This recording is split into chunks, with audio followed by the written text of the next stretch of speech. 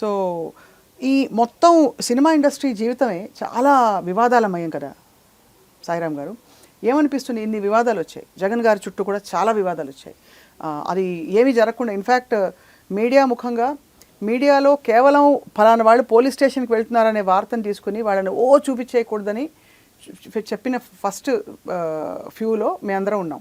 మేము చెప్పాం ఏమని, భరద్వాజ్ గారు, తమ్మారెడ్డి భరద్వాజ్ గారు కూడా చాలా ఇదిగా మాట్లాడారు గట్టిగా, సినిమా ఇండస్ట్రీ అనగానే ఎందుకు మీరు అందరూ అలా చూపించేస్తారని. ఆ టైంలో మేము వాదించాం తప్పకూడదు, చూపించకూడదు అలా అని. కానీ ఆ టైంలో మీరు ఒత్తిడికి గురయ్యారా మీరు కానీ మీ కుటుంబం కానీ? బాగా చాలా. ఎందుకంటే అది ఆల్మోస్ట్ నాకు ఇంకా గుర్తు, వైట్ షర్ట్ అండ్ జీన్స్ వేసుకుని వెళ్ళారు పూరి జగన్ గారు పోలీసులు పిలిచినప్పుడు. ఆ టైంలో మీరు అంత తమ్ముడుగా మీ సపోర్ట్ ఎలా ఉండింది? అక్కడే ఉన్నామండి 2-3 days. అంటే అంటే ఇప్పుడు ఆ రోజు కార్లో వెళ్తుంటే ఒక 20 కార్లు కెమెరాలు వేసుకుని అసలు ఫాలో అవుతూ ఉండేవారు. నేను అనుకునేవాడిని ఏంటి అంటే ఏదైనా ఒక టెర్రరిస్ట్ ఏదైనా ఉన్నదనుకుని ఫాలో అవుతూ ఉంటారు కదా. సో అలా మరీ ఎక్కువ ఉండేది. ఒక 3 days 4 days అక్కడే మన ఎంక్వైరీ ఎక్సైజ్ అక్కడికి వెళ్ళామండి. నేను కూడా వెళ్ళాను లోపలికి.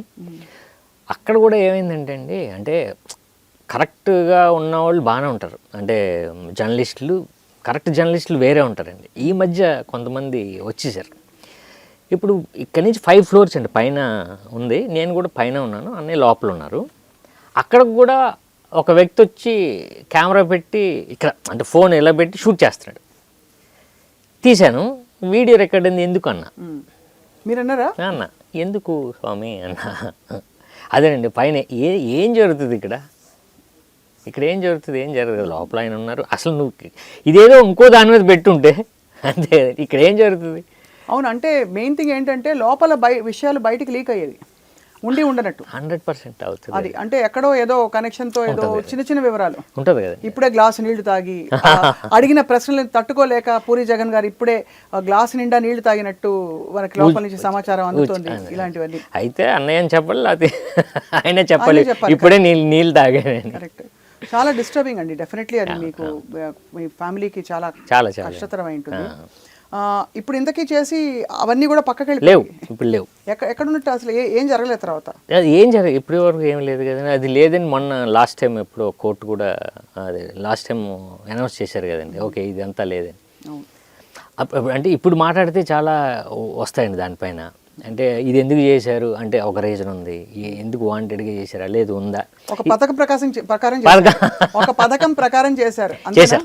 ఒక పథకం ప్రకారం ఏదో ఉందండి, లేకపోతే లేదు. నిజంగానే అంటే మీరు చూసుకుంటే కొంతమంది పేర్లు ఎందుకు స్పెసిఫిక్ గా వచ్చాయి ఆ టైంలో. అవును, ఇంకా కొంతమంది ఎందుకు రాలే.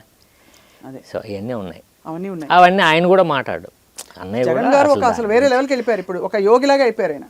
ఓకే, కనిపించరు వినిపించరు. ఇప్పుడు లాయరు ఏదైనా ఉంటే మీరు ఎందుకు వచ్చారని అడిగారు, అర్థమైందండి.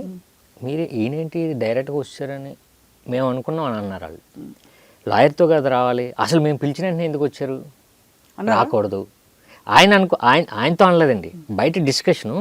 వాళ్ళు మేము పిలుస్తాం లేకపోతే వీళ్ళు పిలుస్తారు, అయినా సరే రాకూడదు, ఒక లాయర్తో లేదు నాకు పని ఉంది, మా లాయర్ వస్తారు, ఇది ఈ ప్రాసెస్ ఉంటుంది యాక్చువల్గా.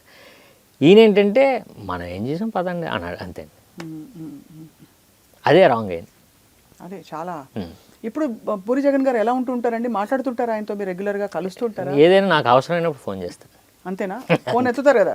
ఎత్తుతారు, మెసేజ్ పెట్టిన వెంటనే కాల్ చేస్తారు. అదొకటి ఉంది. అంటే అన్నయ్య అనే తమ్ముడు, అన్నయ్య డెఫినెట్లీ నేను ఎక్కువ డిస్టర్బ్ చేయను.